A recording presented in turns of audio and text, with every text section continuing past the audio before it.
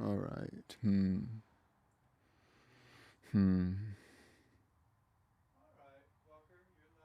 All righty. Thank y'all. And so, how ironic that we speak of a particular language art. Um, it can be called ironic. What was I calling it before?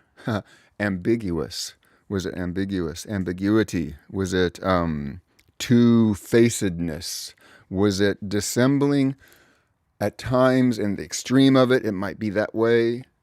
But on the other side of it, it would be uh, a speech of great discretion. Um, it's this, unlike any other kind of Taoist or Grail kind of ideal. Actually, I wonder if I could say that this is a more of a ideal in language, more of a conceptual ideal. A Grail is a jewel, um, and there's all these different elements of how it could be. But so I would like to go to start out. We know it's also ironic that it is also, and I don't know how to pronounce it correctly, Nowruz. This also happens to be Nowruz. It is the time, the equinox, the time of the birth of the spring, the birth of the season of the spring, when the sun returns. That's one meaning. The sun leaps out of itself. That's another meaning. The sun, the light of the sun, the consciousness, leaps out of the fiery rays of the sun, which is like, the sensual self, so to speak. That's one way of putting it. In our language, when we speak of things in this way, it has such a limited application, such a limited field when compared to the language in which Hafez speaks, which is the language of Persia. You see, nobody is misled when I say that Hafez is a miracle of the speech of the Persians. And the Persian speech is a many-faceted crystal, like all forms of speech are, of course. But let's explore it in more specific ways. The many facets of it. But first, let me read this. This is from the Persian Center. And, dear friend, it's just a letter. I thought I would read part of it to you in honor of the time and in honor of the creative nature from that space, which will overcome, just as the light of the sun comes through the flames of the sun, just as consciousness comes through the toil and pain of the flames of the fiery sun. The light of the sun comes through that. Anyway, dear friend, as winter slowly loosens its grip, the first hints of spring begin to stir. Nowruz, the Persian New Year, arrives at Saleh Tafkhel, the vernal equinox, on Friday, March 20th at 7:26 a.m. It is a moment to pause and rejoice in renewal, the gentle unfolding of life, the rekindling of hope, the quiet promise that no winter endures forever. Light and life will return. This year, the turning of the season during a period of profound hardship for Iranians. Iran finds itself amidst turmoil and conflict, both from beyond its borders and within its own society. The past months have brought deep suffering and loss, and many in our global community carry heavy hearts for loved ones and the future of our homeland. And then just this. This Nowruz, we hold space for reflection, healing, and hope, affirming our shared belief that light, life, and dignity ultimately prevail. And this is, I think, what I want to get across for myself. For thousands of years, Persian culture has endured many rises and falls, yet its traditions, poetry, and language have persisted across generations. As we welcome the new year, we honor a heritage shaped by resilience and continuity and by the enduring strength of the human spirit. Look at Hafez and you will see a servant of that enduring human spirit in all its ironies and jagged juxtapositions. Because Hafez, he was from the city itself. It is like, Shiraz is the external topography of the soul of Hafez. And he makes that true every now and then in the facets of his turning poetry. Shiraz is a city of gardens and vineyards and hills and the sun and the cypress and the nightingale and the rose and name it. Everything that is in, how would I put this? Everything that is in every form of poetry has its natural manifestation and its natural symbol in Shiraz, I would say. The thought comes to mind, wait a minute, are there bears in Shiraz? And, I'm being silly, but I might say perhaps in the zoo, perhaps belonging to the emperor. And I don't want to say emperor. The rulers of these dominions, it was a troublesome time. And it would be a wonderful subject to talk about the specifics of it, the rising and falling and the fracturing of these kingdoms and these dynasties.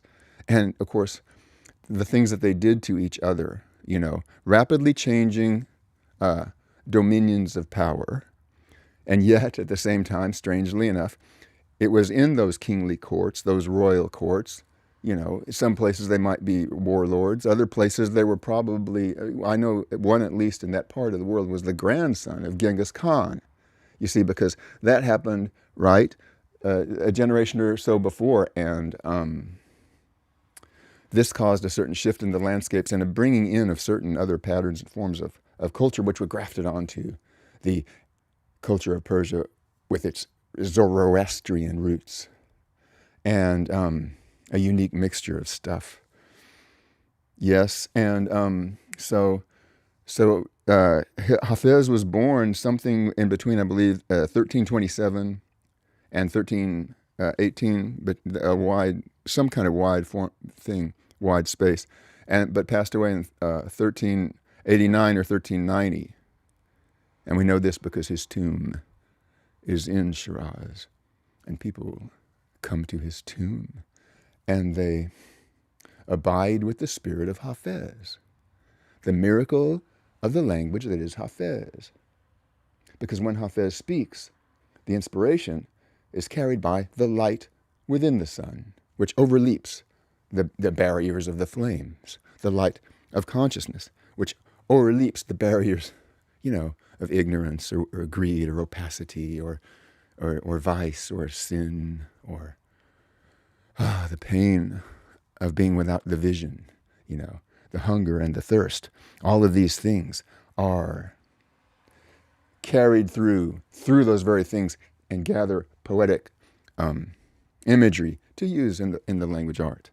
Talking about it this way makes me have to back up my statements and read some to you so that you can see what I mean.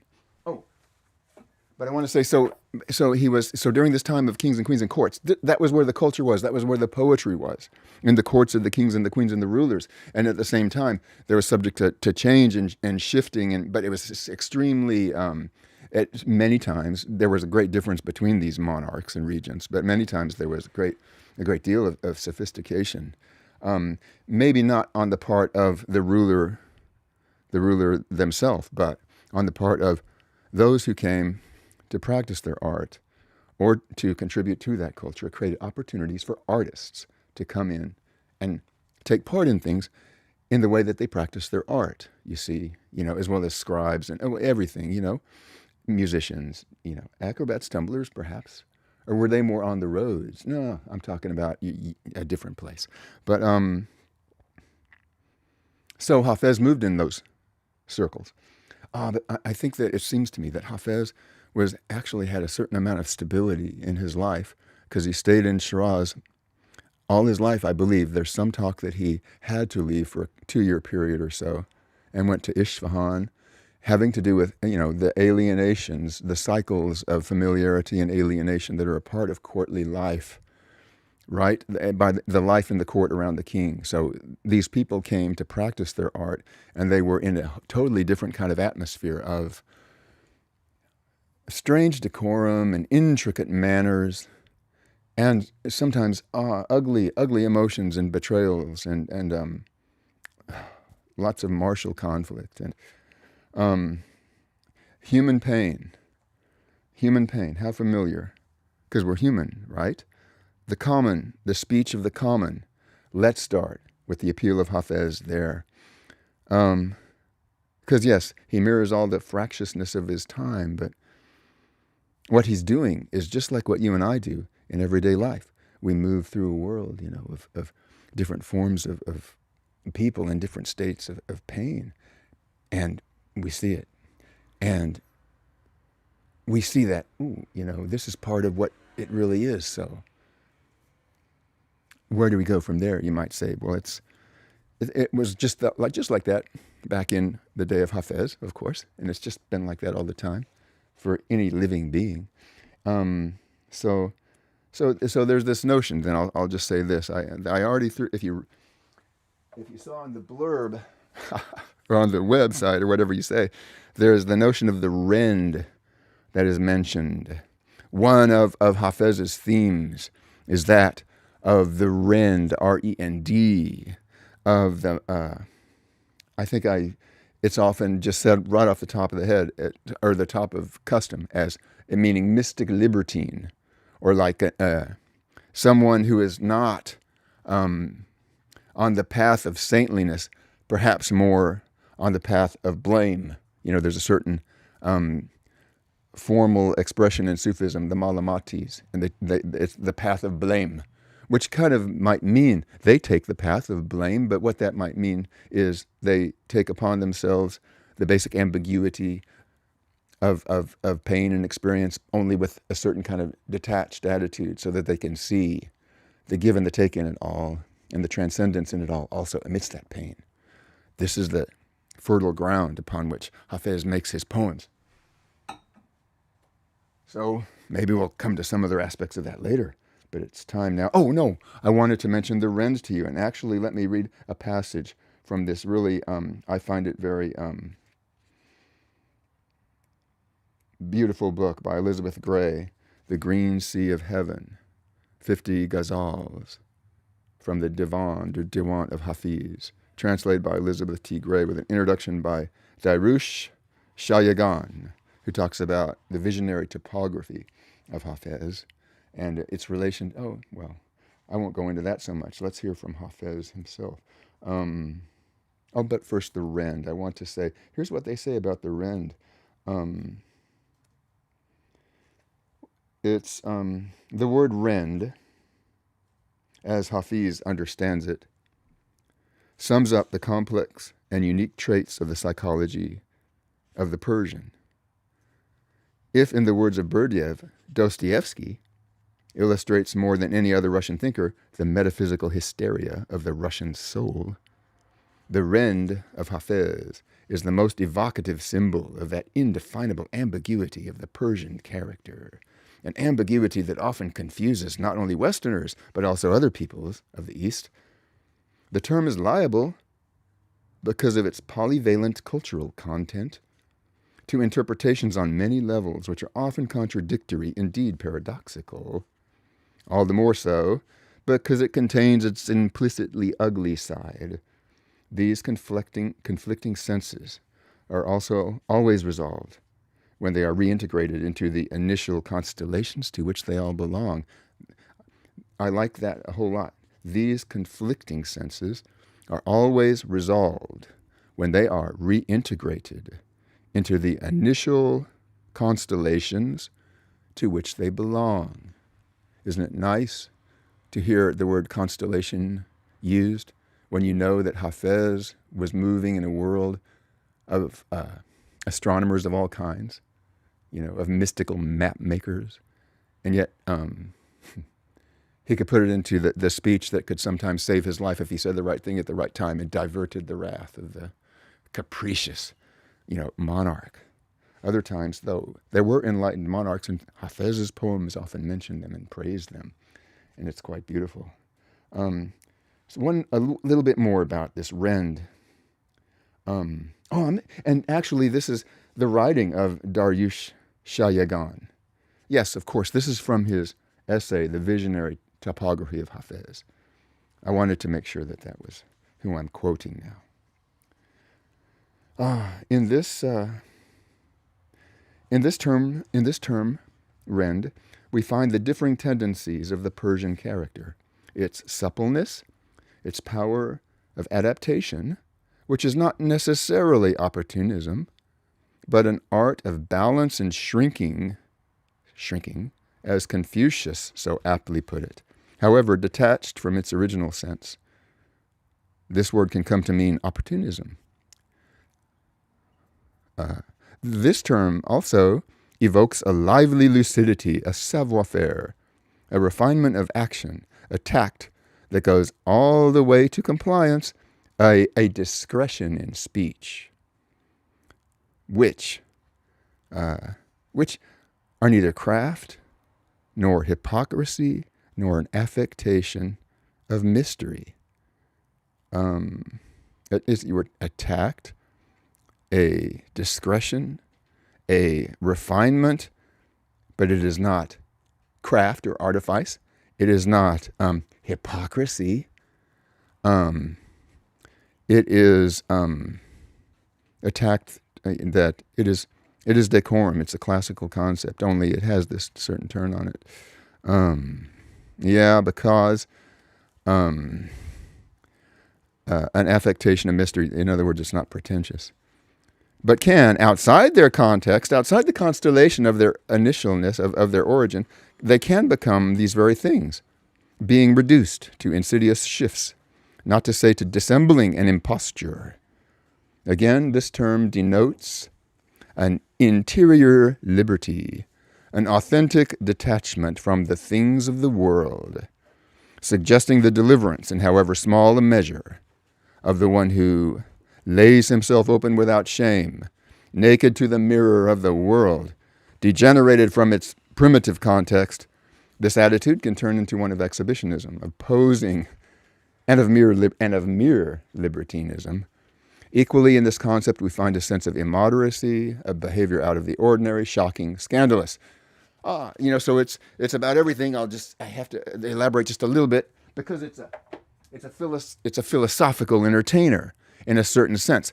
But the terms of the entertainment include the ways of surviving in a world of people in pain who have mixtures of different forms of power that they exert sometimes, in unthinkingly. And so to return those mixed up emotions into the constellations of their initial constellations, I think to mean their origin, and to see the original pattern is accomplished in Hafez in this kind of language.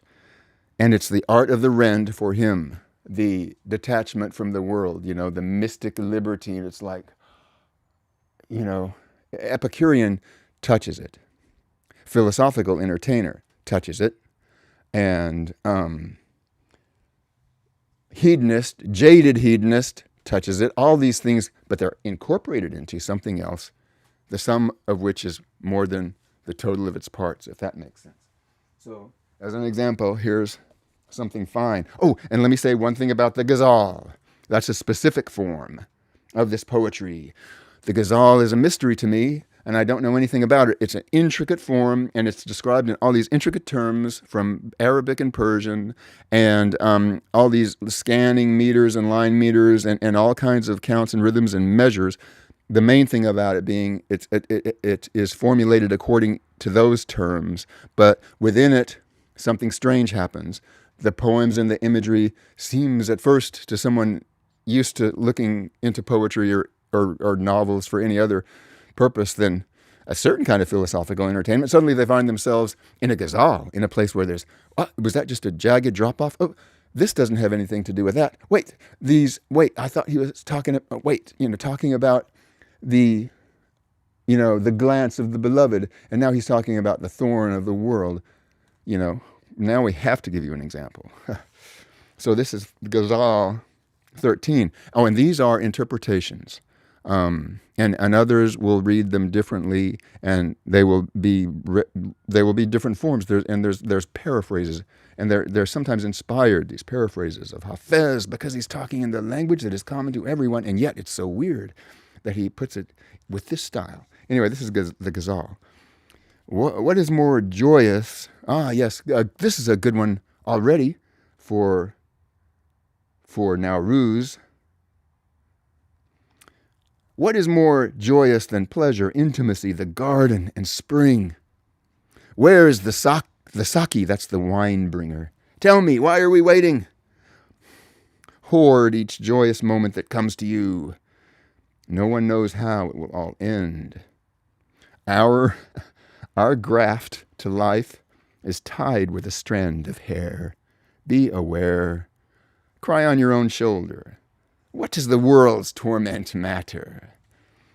What is the meaning of the water of life and the garden of Iram but delicious wine and the edge of this stream? Since the upright man is kin to the stumbling drunk, to whose sultry glance shall we give our heart? What is choice? What do the heavens know of the veil's secret? Oh, impostor, be quiet. Where is your quarrel with the veil keeper? What is your quarrel with the veil keeper? The ascetic thirsts for the wine of heaven's fountain. If Hafez wants his glass refilled, which will God prefer? The ascetic thirsts for the wine of heaven's fountain, and Hafez wants his glass refilled. Which will God prefer? There's that path of the Rend in a certain sense. The ascetic, is contrasted with the Rend. The ascetic has the thirst. And of course, we know in our mystical selves in one turning that the thirst itself is the quenching of the thirst. But in another sense, the thirst makes you sincere. And that's good. But what about if Hafez says, yes, but I want my glass filled, and says so in a poem? That's kind of daring, actually. And that gives us some of the philosophical entertainment. But for Hafez, remember, it actually can be actually daring, because, these people are, the times are perilous in a certain sense. I want to say also really quickly, is this, Hafez in the commons as the key to the common tongue of the people. He is consulted constantly in thought, in pilgrimage, in vigil, and I must say that there is a tradition of divination where I'm sure, practice makes imperfect perfect and perfect imperfect. So I'm sure it's a practice, but you bring what is in you to Hafez, and sometimes the Ghazal, because it is a crystal, and just as a crystal is beautiful in all these intricate ways that change when you turn it, the Ghazal is full of thought that it will make a connection to you. And this is another good reason why the Ghazal is sometimes considered discontinuous, and people don't know how to take it. They they don't see it the way that we're learning to see it. Taught by Hafez himself through time. So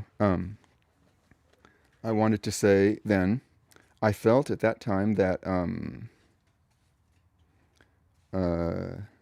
the edge of the stream, yes, that's where it kind of hit me, so to speak, in the intuitive, jazzy way. That is where we are. It is, what is the meaning of the water of life? How nice, we just talked about thirst. And now Hafez asks, first of all, he wants his cup filled, but here he says, what is the meaning of the water of life and the garden of Iram, but delicious wine and the edge of this stream? What is the meaning of the water of life and the garden of Iram, but delicious wine. Yes, and the edge of this stream, the edge of this stream. What is the meaning of the water of life? Hafez. What is the meaning of the water of life? And sometimes people might open the book and read, what is the meaning of the water of life? But the one place in the whole Ghazal where it locates itself is when it's, what is the meaning of the water of life in the garden of Iram, but delicious wine and the edge of this stream, you see. And it's this stream, to me, that is an illustration of the revelatory nature, of the world that Hafez is like bringing to us, bringing to our attention, And this is something that, seems to be happening. You saw that love, Lord have mercy, meant nothing but injustice and abuse. Oh, I can almost not read this poem at this time. Oh, Saki, tell the pious magistrate, don't deny us. Not even Jamshed has a cup like this. Oh, each traveler who didn't find the road to the sacred enclosure wandered wretched in the desert and never found its door. Hafez, take the prize for eloquence, for the impostor had no skill and knew nothing. What kind of thing is that? What is he writing about? He is writing about the jagged contrast between the false self and the genuine self. But he's writing it in terms of the fact that what makes them the same is the hunger and the thirst and the desire for the things of life. It's, I don't know, it's, we are living in such a place where these things are inside us. And when we see it reflected in the world, yeah, I mean, it's that. But to see it inside oneself, we need art and poetry to help us. And we need the inspired thinkers such as Hafez to make it possible, because that is what poetry is for. But it's so hard because, it doesn't seem like we live in this interpersonal kind of world. Oh, it seems like we live in each other's thoughts. Oh, and what a painful place that is to be sometimes, in the way we just, the stickiness of it is universal in human experience. And it sometimes is like that. Saki, come. The sake is the wine bringer. Oh, yes, and wine and intoxication. This has many, many meanings. And it's happening all the time. Remember, Shiraz is a city of vineyards. And so the mystery of the ripening of the green living vine is part of the craft of the people who walk the earth and read Hafez. And then the mystery of the threshing with all its Dionysian connotations. And then the mystery of fermentation with all its magical hermetic connotations. And then the fact that wine is often forbidden in the religion and some of the strictures of the way it is interpreted, which brings it into something that becomes forbidden. It's one manifestation or one example of certain kinds of inner knowledge. Really, they have to philosophically entertain us, but also to remind us that it's forbidden language in a certain sense. It's forbidden language, and I don't know how to put that without making something, culpable for that. Because, of course, laws make it that way. But then more than that is the resonations off of the painful encounter with life, create this, this connotation that gives things their vibration, Saki, come. My love has taken the veil from his face. The light of the solitary ones has been rekindled. That candle, once beheaded, lit its face again and burned the gray years from this old man.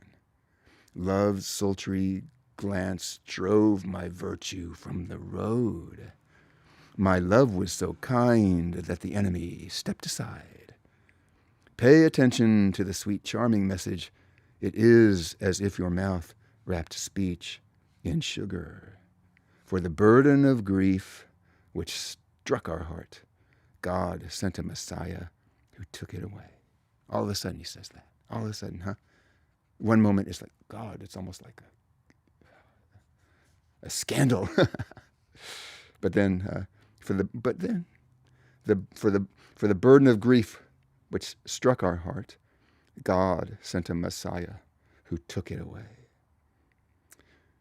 Each cypress peddling its beauty to the sun and moon sat down quietly when you came in.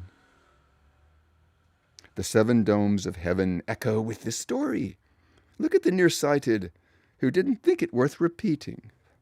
Hafez, from whom did you learn these words, that fate has wrapped your verse in gold to wear around its neck? That fate has wrapped your verse in gold to wear itself around your neck. Fate did that, Hafez tells us. But what is fate? Mullah Nasruddin tells us fate. What is the meaning of fate? Fate is, what does he say? Assumptions. You know what I mean? He falls down and lands on me. I got hurt, but he fell down. You think you know what is going to happen, and it doesn't. And you call that fate. You think you know what will not happen, and it does, and you call that fate. And when you find out that you don't know, you feel found out. That's what Mullah Nasruddin says.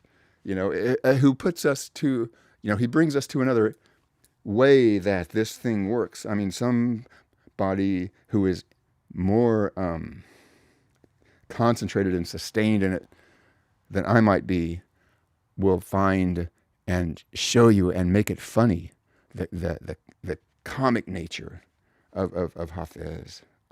The rose laughed, right? Here it is again. I read, at dawn the nightingale spoke to the newly risen rose. Don't put on airs, for many like you have opened in this garden. Don't put on airs, for many like you have opened in this garden. The rose is its only rose to itself. And to the nightingale who sings to the rose is its only rose. You know what I mean? The rose is its only rose to itself, and to the nightingale who is singing for the rose, that's the only rose that is. But he's singing in a garden, you see, and there's roses all over the place, and there's other nightingales, there's hummingbirds, there's ants, there's mice, they're moving around, and they're living, out of their own inner nature. And then they tell stories about it. The nightingale is in love with the rose. The nightingale, to sing more beautifully, will press its chest against the thorn of the rose, because some of these nightingales have a problem about that. They think that the pain makes them sing better. And I say that gossiply, because, I think that, the pain that is there, we think it makes us human. It grounds us to think, oh yeah, that's actually... So Hafez is not so great because he feels the same way I do, and that's true. That's very good, he would say. Anyway, the rose laughed. The truth does not offend, but never has a lover spoken harshly to his love. The truth does not offend. Because the nightingale says, don't put on airs, for many like you have opened in this garden. The truth does not offend, says the rose, but never has a lover spoken harshly to his love. If you desire red wine from the jeweled cup, your eyelash must pierce pearl and ruby. For all eternity, the scent of love will elude the one whose cheek has not swept the dust of the tavern threshold. Last night, in the rose garden of Iram, when a gentle breeze tousled the hyacinth's curls, I said, O throne of Jamshid, where is your world-seeing cup? It said, alas, that bright realm sleeps. The speech of love is not that which comes to the tongue. O Saki, give me wine and cut short this conversation. The tears of Hafez threw wisdom and patience to the sea. What to do, love's burning pain cannot be hidden. But what jumped there for just a moment? O throne of Jamshid, where is your world-seeing cup? I must say that one of the first things that began to intrigue me years ago, when I began to understand or be beckoned by this idea that there is this vast tradition of spiritual poetry in this particular part of the world, and for some reason, I think I saw in it, oh, now I get it, something about the Grail. I mean, in like the Western tradition, that's a certain feeling, but then you read this stuff and you do realize it is older. It is older, going back in history.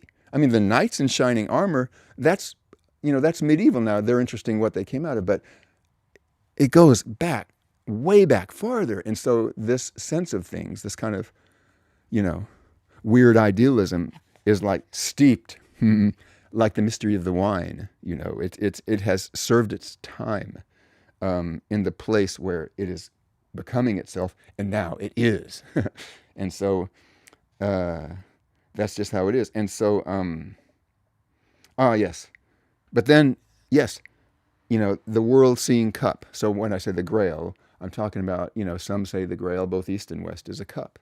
And Jamshid's cup, and the cup is often alluded to, the cup and the lip and all of this, the filling of the cup, the emptying of the cup. But also here, the cup is on a throne. And so that's where I think, oh yes, this is where the Grail imagery, this is Grail imagery. Some storyteller, I'm telling you, man, some storyteller in the 12th century, maybe in the south of France, he heard it from somewhere. He was maybe in Marseille and a ship came in. And then this guy came in from totally the other side of all that stuff. And man, he sang this song, and them chords with like 3 strings of gut strung across a gourd and a step. And he started talking about the cup and the throne. And then he said, "Ooh, that would seem good to be a gift to the knight by the lady." Why? Because it's then it begins to get into that whole romantic tradition.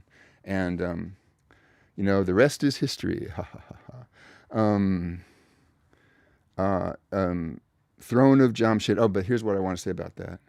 We say that, we feel that, and then we ask the throne of Jamshid, where is your world-seeing cup? Where is your world-seeing cup? The world-seeing cup, that's not like anything I just was talking about. What the heck is the world-seeing cup? The cup that you see your own face in.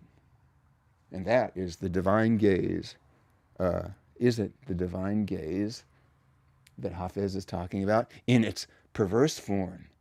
If it's your own face that you behold and you see it as the all, that's the perverse form. The whole face, you don't see with your eyes, but you see these creative manifestations, of it. But you can only do that when it's the light of consciousness that somehow is carrying it through. Otherwise, you're not going to recognize it. You recognize it because something in you is like that. Hafez this is the miracle of Hafez.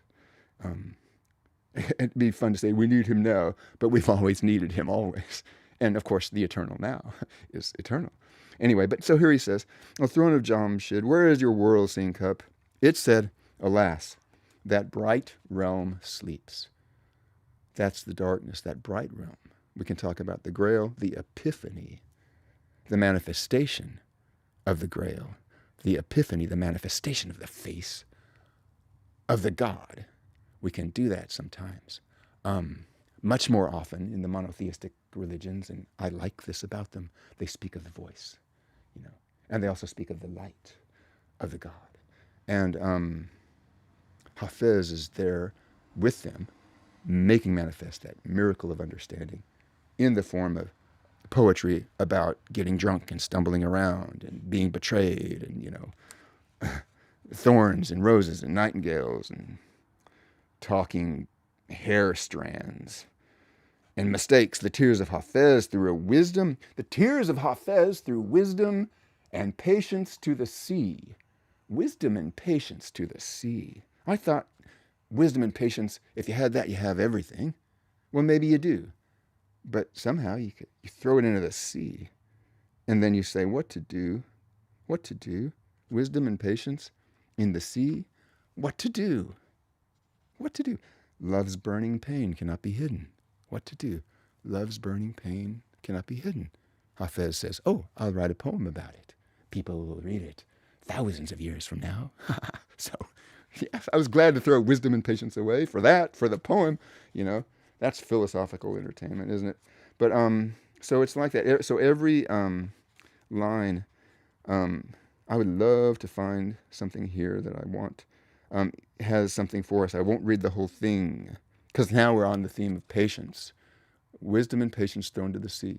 Well, here we read from Gazelle 27, seek life and patience, for the great wheel, with its sleight of hand, has 1,000 tricks more strange than these. Hafez, place your head on the threshold of submission, and if you argue, fate will argue back. God, I wonder how many courtiers, lying awake, in the middle of the night. Oh God, did I offend the king? Oh my God, I thought that I was getting off a great zinger of an insult against that rival court poet over there. But then, somebody heard a donkey braying outside and they said that was me. God, I'm humiliated. They did that stuff, God. And so that would drive you nuts unless you can deal with it creatively. Because basically all it is, it's very common to catch yourself in such a, to be in such a state of foolish pain. Yes, okay. Last night I saw angels knock on the tavern door. They kneaded the clay of Adam and molded it into a cup. There you are. Is that the Grail? They kneaded the clay of Adam, the clay of Adam, and molded it into a cup. That's flesh, right? That's the being of the body. It's like, the creaturely self is really also the location of the manifestation of the divine, Of course, and yet at the same time, everything else is, but also what is not that also is.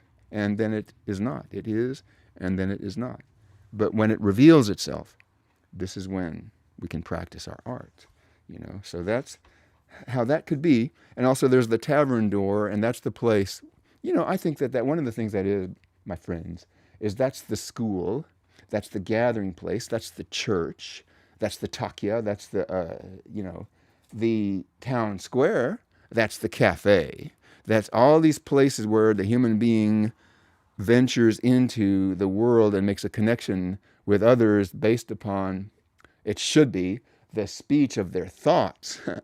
And that's perilous enough. And that in and of itself will enrich the vocabulary feeling to make one able to tap into the speech of the people. And Hafez has done that at the same time being utterly, strangely esoteric. But anyway, the tavern is the gathering place then. I hope I find another line in there about another kind of gathering place. But maybe I'll find it, maybe not. Maybe I'll find my way to it. But anyway, last night I saw angels knock on the tavern door. They kneaded the clay of Adam and molded it into a cup. Those who live in the veiled and chaste sanctuary of heaven drank strong wine with me, the wandering beggar. See? Those who lived in the veiled and chaste sanctuary of heaven drank strong wine with me, the wandering beggar. I'm the wandering beggar, but the angels came too. The angels came along, and also the veiled, those who live in the veiled and chaste sanctuary of heaven. Who are they? The angels, the angels were knocking on the tavern door. And so could we be talking about the same beings when we read those who live in the veiled and chaste sanctuary of heaven drank strong wine with me, the wandering beggar? The sky couldn't bear the burden of his trust. So they cast lots and drew the name of crazy me. Now, see, all of this is so scriptural, of course. when God made the world, the burden of his trust. Now you see these and all of the religious scriptures, to me, I want to learn how to interpret them freely, yet with integrity. And actually, all I mean about that is to make sure that I'm on the side of philosophical entertainment in the service of some kind of meaning that will help me to kind of understand that what I'm doing is meaningful. And then I can build it out of there and hold it together enough to do something I want to do, And so that's the burden of God's trust. I think that's the consciousness of God created the world, and there's the burden of his trust. And then he created the world, it seems to me, as I interpret it, who will bear the burden of my trust, and I may be missing this, but not I, said the stars. Not I, said the sun and the moon. Not I, said the earth. Not I, said the sky. And Allah said, then the human being shall. Here is my breath on the clay, be. And there it is. And that's kind of like the divine theosophy that they talk about in the whole Ismaili tradition. I think that this thinker Dardush Shayagan, he actually hipped me to a certain aspect, which feels hopeful to me that I can understand it, But so the sky. Oh, and that's true. The human beings, they bear the burden of Allah's trust. No one else did or could. So the sky couldn't bear the burden of his trust. So they cast lots and drew the name of crazy me.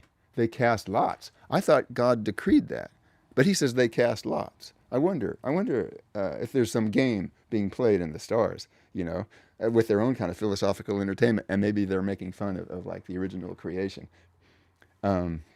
That's fun to think about, and the level of personification, I think can be here, but it can also be in a children's book, It can also be, of course, in the folktale and the myth and all that.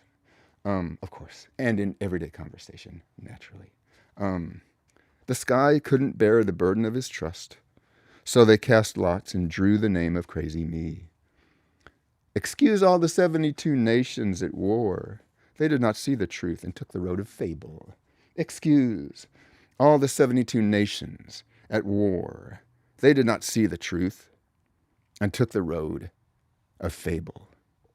And in Hafez's time, when he says 72 nations, that would be the world, and it would be the world, because they did not have this particular kind of electronic representation of this entire globality. Their sense of the whole was something that they reached for in their art. And then the actual territorial world they lived in with its principalities and its powers, I can imagine that he would know in the region, it's a vast land of 72 principalities. Maybe he wouldn't know who was in power and who was not at a certain point. But who's he? And I seems like he's talking about patience sometimes, as we've looked at. What about this word excuse? Maybe he's speaking more lightly. Maybe he's speaking like a social person observing the world. Or maybe he's actually appealing to some element of patience that a person can see when they see the world. When he says, excuse all the 72 nations at war. They did not see the truth and took the road of fable. Don't you love it? They did not see the truth and took the road of fable. But wait a minute. Isn't poetry like fable? I thought that, well, yeah, and you can't really answer it when people say stuff like that. I shouldn't bring up such a frustrating kind of counter to something I might be saying. But, it's funny, actually. Thank God that peace has fallen between us. The celestials danced and drank the cup of gratitude. This is a prayer of thanksgiving, thank God that peace has fallen between us.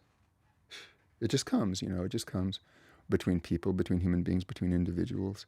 We can talk about reconciliation as a process. We can talk about reconciliation as a phenomena. We can talk about reconciliation as a miracle. But I like talking about reconciliation as a gift. And, when it comes, it comes.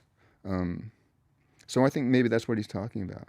And then he says, and when it's like that, you see it, The celestials danced and drank the cup of gratitude. He's already talked about the angels. He's talked about the veiled and chaste sanctuary of heaven. And now he's talking about the celestials drinking the cup of gratitude, angels. He drinks with them and he is grateful with them, or at least he sees them doing these things, even if he's all by himself feeling miserable. How can we not be diverted by 1,000 thoughts?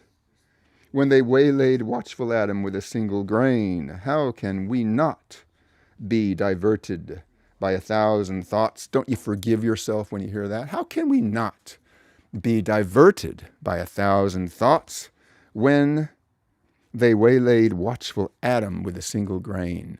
And what to me is I didn't know if I knew this before, but I've learned that Adam in the garden and Eve in the garden, it was not the fruit that did the trick when they bit. It was the rice grain, which I think brought about this notion of loss and gain. And then they fall away from the garden, And so, it helps if we can think of it in a certain way. We can play with it in our minds. So yes, and then of course fire. Yes, we can play with it in our minds, Walker says. Well, Hafez says, fire is not that at which the candle laughed. Fire is that which they struck the tinder of the moth. This is very intriguing because I can't help but think of the second line as being slightly ungrammatical, but I like that, And maybe they do that. Well, when I say grammar, I mean there's something about it that's like a crack in the pavement, And so, yes, of course, the crack that the light gets through from the earth, perhaps, but also the laughter and the fire that dances. Fire is not that at which the candle laughed. The candle thing, set me on fire. Fire. Wait a minute, fire is not that at which the candle laughed. Oh, really? Did the candle not care about fire or not? Well, what did the candle laugh at? Hafez doesn't tell us. Well, he doesn't tell us what the candle laughed at, but he says what fire is. He says fire is that with which they struck the tinder of the moth. The lamp and the moth and the flame and the moth, that's also a thing, a thing. By that I mean a whole constellation of poetic thought. Fire is that with which they struck the tinder of the moth. But he says tinder, tinder, not fuel, the tinder of the moth. Isn't that something? But you can't help but think, well, this is about this evanescent thing, this flickering thing. I think in the haiku poets, in Japan, I know that they have the summer night, the fireflies, flickering on the garden wall, or something like that. Well, here it's something that's more burning. You know why? They live in the desert. There are not many trees. Or some of the poetic material comes from the desert. There are trees in Shiraz. There is shade in Shiraz. There's the cypress in Shiraz. But some of that driving force, from the desert on horseback, and that too is the sword and the song and the flame and the well and the dynasty that guards the salt in this ground,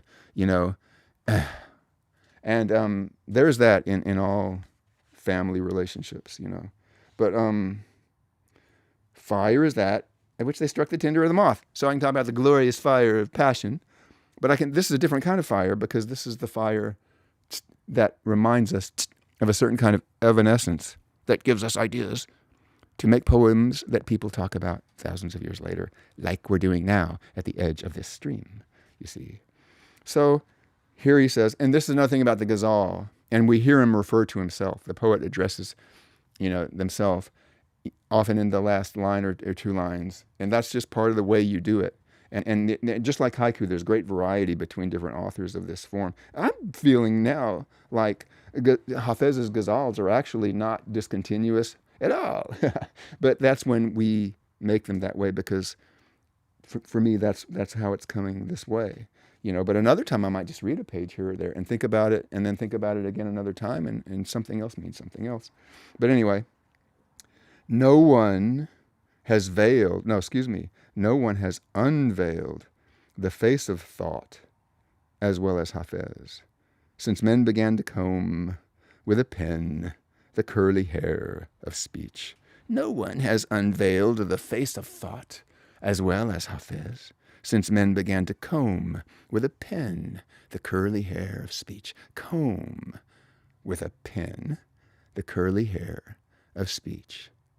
And, the writing is the reason that the cultivation of the beauty of it is such that the visual representations are the mosaic tile patterns and the arabesques, the labyrinths and the lines and the calligraphy, because there is that strange thing in monotheism, and it's okay. It's like telling someone to be a saint or something, and Hafez is okay with it, and he's okay not with it also.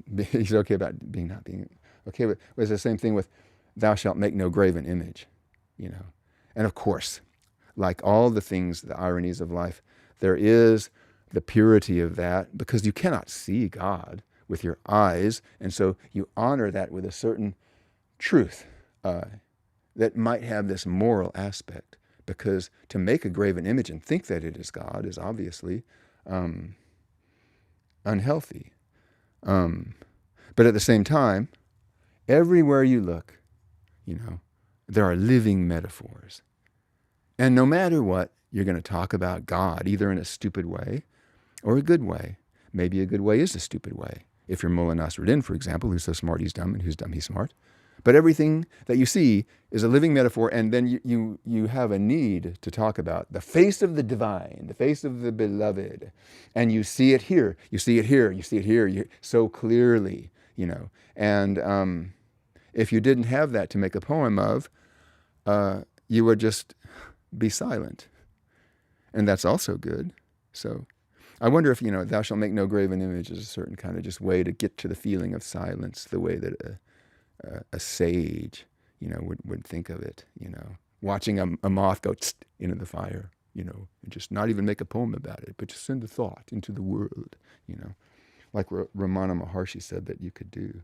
Not that you could do, not that I could do, but who knows if he did or not. I don't know, maybe he was being a philosophical entertainer. Ah, yes, preachers who display their piety in prayer and pulpit behave differently when they're alone. It puzzles me. Ask the learned ones of the assembly, why do those who demand repentance do so little of it? It's as if they don't believe in the day of judgment, with all its fraud and counterfeit they do in his name. I am the slave of the tavern master, whose dervishes, in needing nothing, make treasures seem like dust, whose dervishes, in needing nothing, make treasures seem like dust. O Lord, put those Novu Rishis back on their donkeys, I'm going to say it that way, because they flaunt their mules and power. O angel, say praises at the door of love's tavern, for inside they ferment the essence of Adam. Adam's flesh makes the cup. Inside the tavern they ferment the essence of Adam. Whenever this limitless beauty kills a lover, another springs up with love from the invisible world. O beggar at the cloistered door, come to the monastery of the Magi, for the water they give makes hearts rich. Empty your house, O heart, so that it may become home to the beloved, for the heart of the shallow ones is an army camp. At dawn, a clamor came from the throne of heaven. Reason said, it seems the angels are memorizing Hafez's verse. So that's pretty special to me. Wow, after all that, wow, that's, that must feel good, And of course, Because the angels are among us, of course, but not necessarily. I mean, because actually there is that aspect, like Rilke, Rilke had a deep understanding of the Quran. Well, let me put it this way. Rilke was, of course, inspired by the Quranic notion of the angel. When he wrote that every angel is terrifying, in the Duino elegies, who would hear me among the heavenly hosts if I shouted, um, scream out into the night sky, and, on the one hand, there's nothing up there. Oh, but there is. Oh, but there is. Every angel is terrifying because it's preceded by that. There's nothing up there. Oh, but there is. Oh, but there is. And that could be the manifestation of the angel in one sense, and it's thunderous drama, and from it we make poetry. I hope we don't oppress ourselves with the notions of it. We don't. But William Blake taught us that it's okay. In the marriage of heaven and hell, you can be tormented by the fires of hell, but you're just you're being a poet, but which means that you are engaging with it creatively, so that energy doesn't influence your mind the way it does everybody who feels the same pain. The army camp of the shallow. He says that. He puts that. The army camp is the camp of the shallow, but see, on the other hand, can't you hear them singing? In their tents at night. These soldiers far from home. And all they have is each other, and I just cannot tell you that it's so obvious that that's always been the case, I don't know what to say about that, but Hafez asks us too. And so I like it to feel like, oh, he's wanting to know also, So let me just go on just a little bit more about that. Rilke and the Quran. Yes, Hafez has always been around here in our country. And Goethe. Can go on and on about Goethe's spiritual, deep spiritual inspiration. And of course, all of them, and I'm sure even before then, that even in the translations of Hafez, it's like this. They get that feeling from Hafez. Ralph Waldo Emerson spoke of Hafez in personal terms, and that seems to me to be meaningful as time goes on. In personal terms, what do I mean by that? Well, the cup of Jamshid, or the Adam, the flesh of Adam is the cup.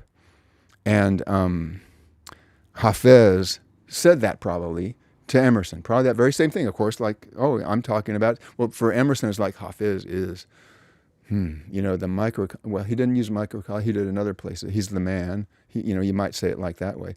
Hafez,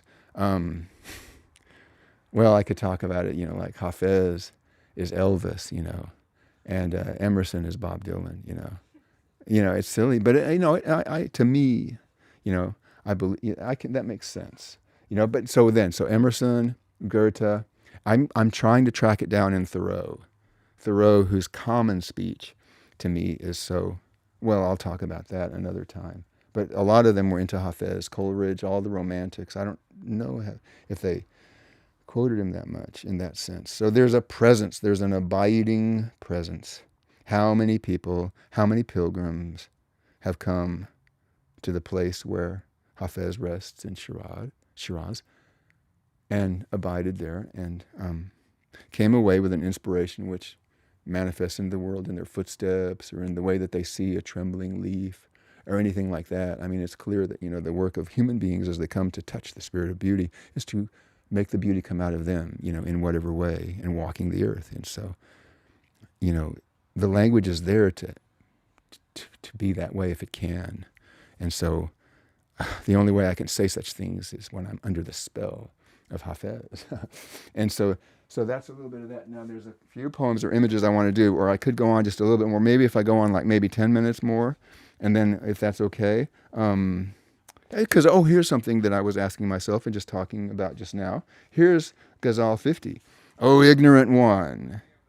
This is good. I like, O ignorant one, try to become a master of knowledge.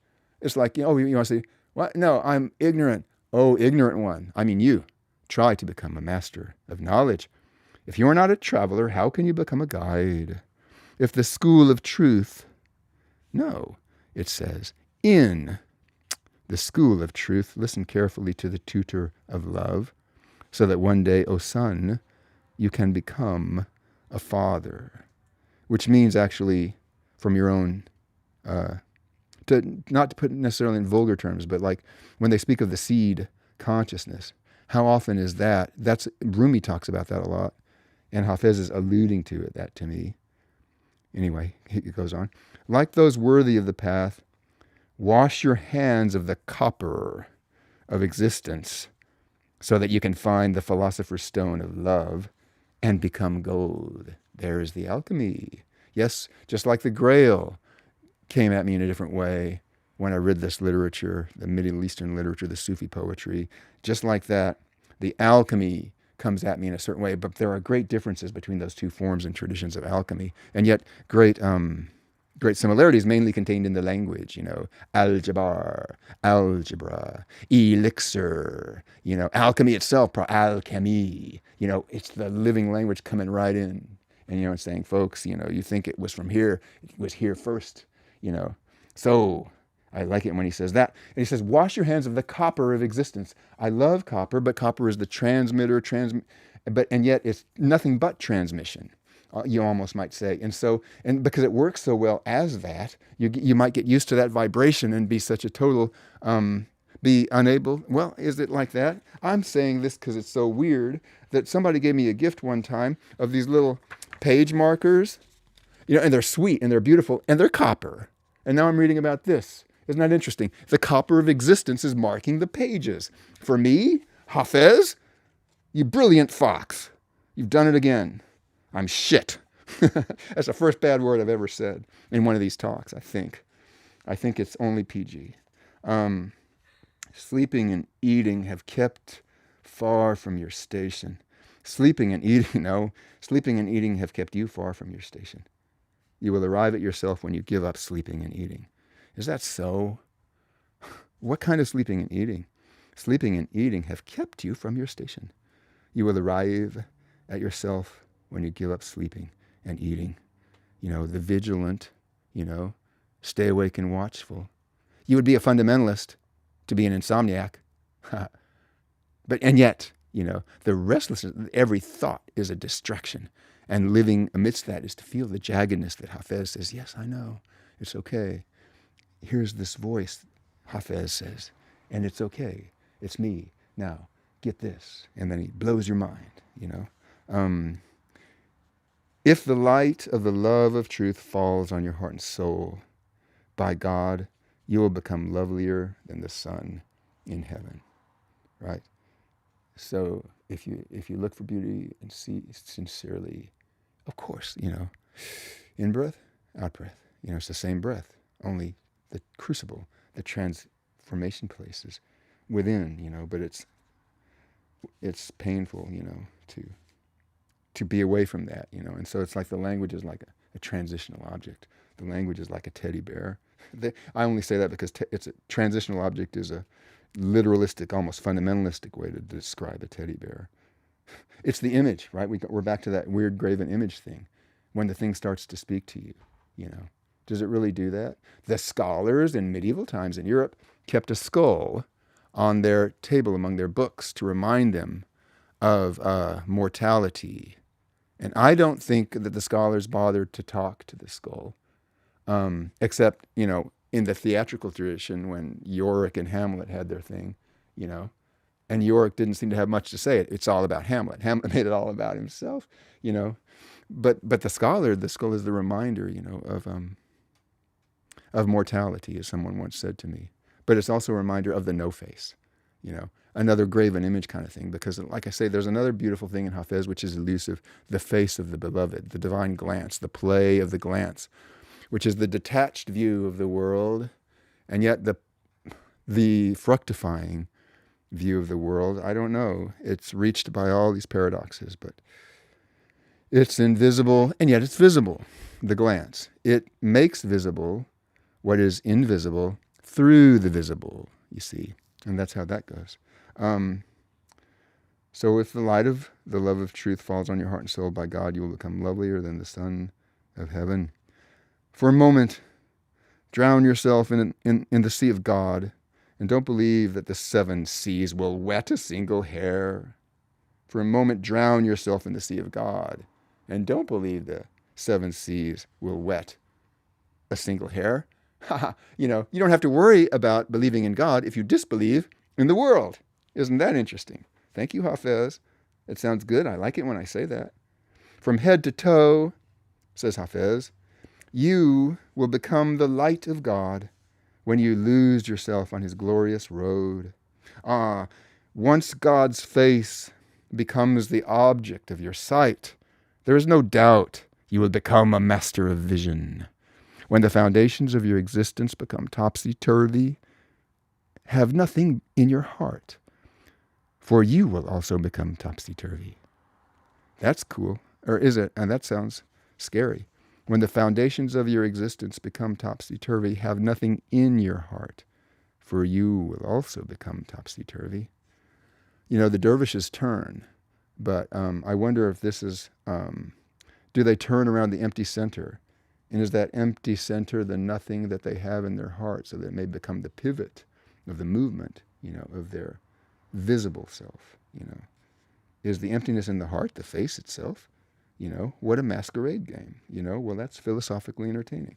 Oh, Hafez, if desire for union fills your head, you must become dust in the doorway of those who see.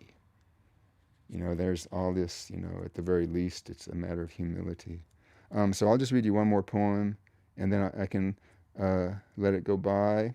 Or maybe I'll tell you a real thing about how Hafez saved his life. Oh, I need to tell you that. So let me just find 2 or 3 touches. And then not a whole thing. Yes. Or maybe I will. The sea of love is a sea that has no shore. There you can only give up your soul. Each time you give your heart to love is a joyous moment. For auspicious deeds, there is no need for divination. For auspicious deeds, there is no need for divination. It reminds me of the calligrapher. The calligrapher, there's a tradition in calligraphy in Japan where it's like you look at the rice paper scroll, and then,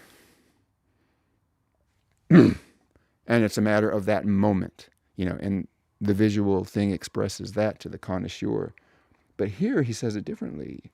For auspicious deeds, there is no need for divination. That's, yes. I guess because it happens like a gift. You don't know where it comes from. The divination is if you're trying to see where it went or see if it's coming back, And that's good too. Best, to see what to watch for, Here we are. Avail yourself of the wren's way. Good advice. Avail yourself of the wren's way. For this mark, like the road to buried treasure, is not plain to everyone. So I guess it better be plain to someone. And he says, avail yourself of this. Don't frighten us with reason's prohibitions, and bring wine for that watchman of reason's prohibitions, for that watchman has no authority in our province. One can see him with a pure eye like the new moon.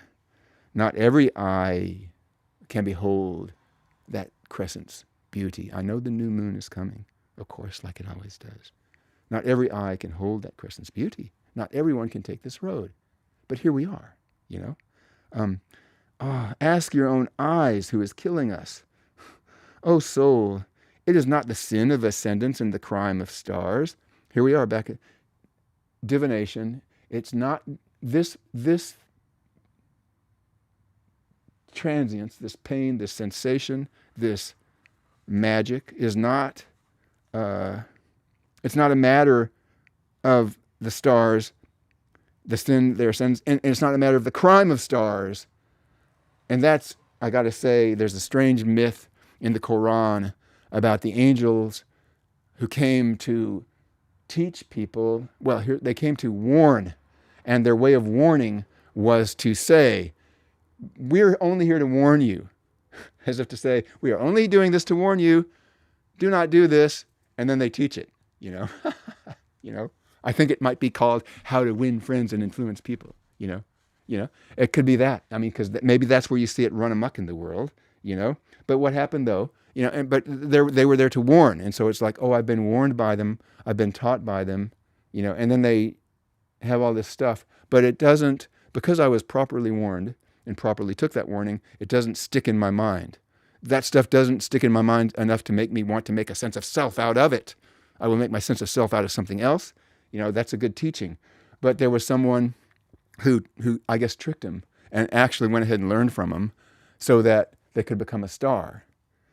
And they became a star. I mean, there are stars. There must be reasons for all of them being there. But then the two angels, I think, were suspended upside down over a well. Sounds like Dante, doesn't it? Sounds like Jehovah, doesn't it? And that's also a paraphrase. Maybe that's just a touch of what that is. O soul, it is not the sin of ascendance and the crime of stars. It's not stars, we're humans. You are unaffected by the cry of Hafez. I am perplexed at that heart. Hard as granite.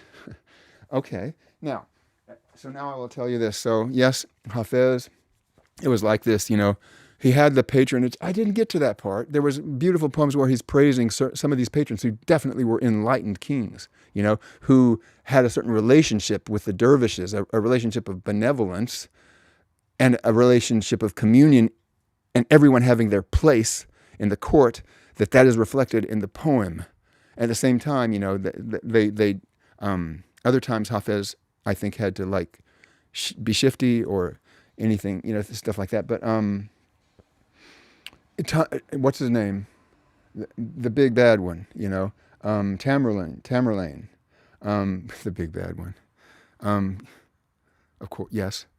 Tamerlane came down, and he'd had it with a lot of stuff. I mean, he made statements out of how big the pile of bones would be in the towns that defied him, and that was fine. And he did it in more than one country, and that they do that when they're that kind, and that could be a matter of ascendance and stars.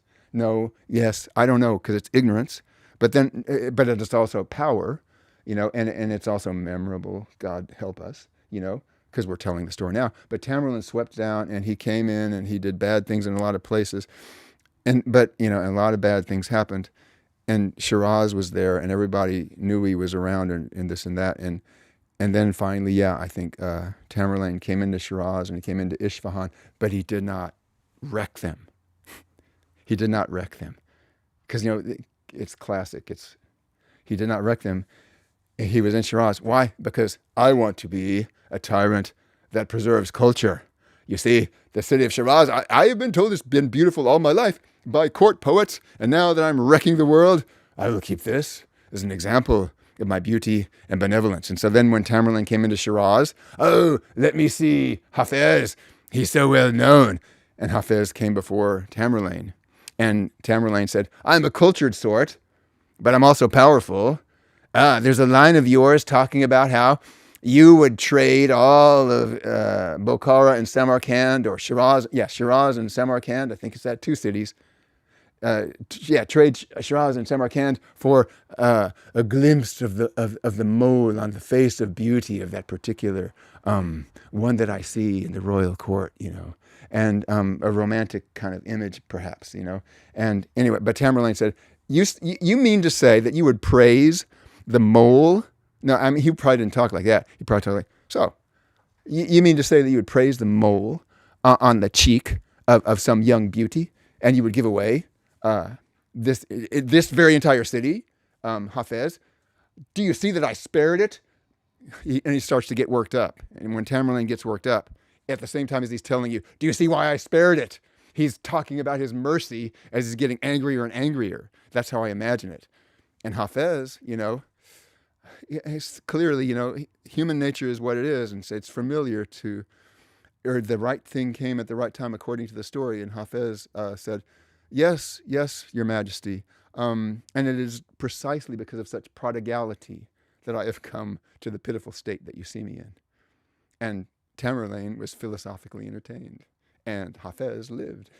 So I don't know how many more he wrote after that. There's a lot of stories about Hafez and places he went, his process of education. He was a Sufi. And of course, and that's I think is what I will say to you now. Thank you for letting me, helping me and reflecting with me on such such a human situation that we're in, and haven't we always been that way? But it gives us a feeling that we can help me with poetry. It helps me to understand poetry. Thank you for helping me to understand poetry. And so I thank you for your heroic listening, and so long for now.